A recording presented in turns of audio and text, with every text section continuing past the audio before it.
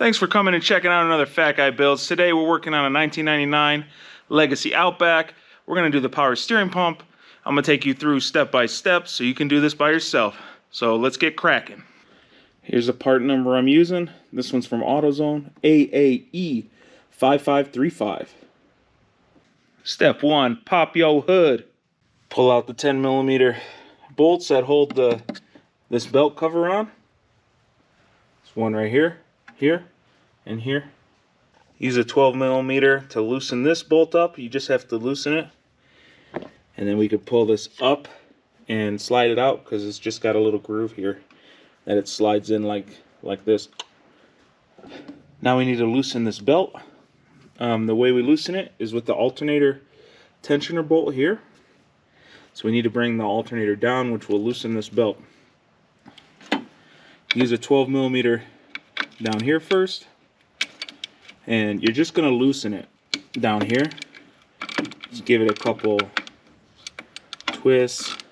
I think that's probably fine. And now you're going to just loosen this, and the alternator will go down on this shaft, which will loosen the belt. Put something under the car to catch any oil. Then we're going to pull with some pliers, take these clamps, push them off this hose. Use a 14mm to pull off this hard line. This is a banjo bolt here, so you're just going to take this all the way out, and then this will be disconnected from the power steering pump. Use a 10mm to remove this hold down bolt that holds down the lines with a little bracket to the block. So once we remove this, these lines will move. So if you look at the new pump, we have a bolt here, and a bolt here that hold it to the engine. So you're gonna have to rotate the pulley until you get the hole lined up where you can put a deep socket in and remove the bolts that go through in here. It's a good idea once you remove this little hose to get a new piece, because this is rock hard and this is supposed to be rubber. So I'm gonna go and get a new piece of hose for that so it seals and we don't have leaks with the new pump. To get the pump out now, there's a bracket that's bolted to the back of the pump, and there's one vertical 12mm. Now you see this attached to. So you take that out, and now the pump will lift straight out.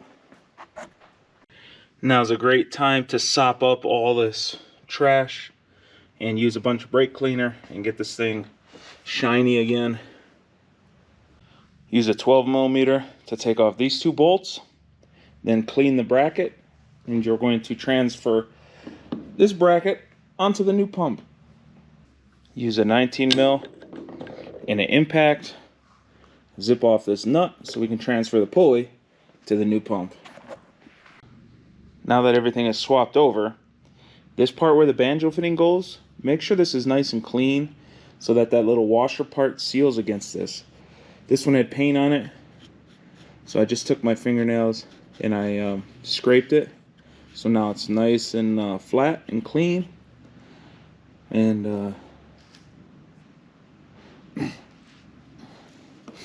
at this point, we can start doing the reverse order. First, just by sliding this thing in, and then start putting in the mounting bolts, one on the back and the 3 on the front. Put a new piece of 3/8 hose with some new clamps like I did. Clean off the banjo fitting and the washers and everything, and go ahead and re-tighten this banjo fitting here. You're going to do the same thing on this belt now. Start over the crank first, then go over the alternator, and then slide it over the power steering last. It's too loose, obviously.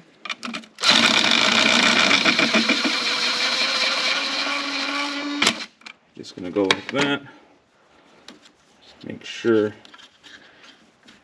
you can still do a 90-degree twist, and that it feels tight. Once you're happy with those, you're going to lock in this bolt here, which locks the adjuster from moving up and down. Clean and replace this guard, then tighten down this bolt here. Clean and replace this second cap.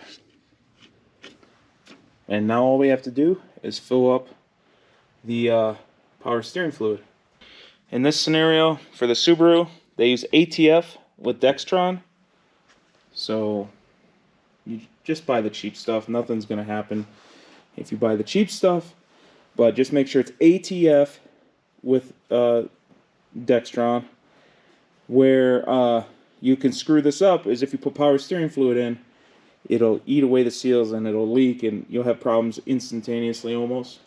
So make sure you use ATF. Hopefully this video helped you guys out changing your power steering pump. This one's not so hard. It's more of just a mess. So as long as you got brake cleaner, engine degreaser, whatever, you should be fine, and a bunch of rags. Pretty easy. Do it yourself. Don't pay anybody. Check me out on Instagram. And like, share, subscribe. Till next time, wrench on.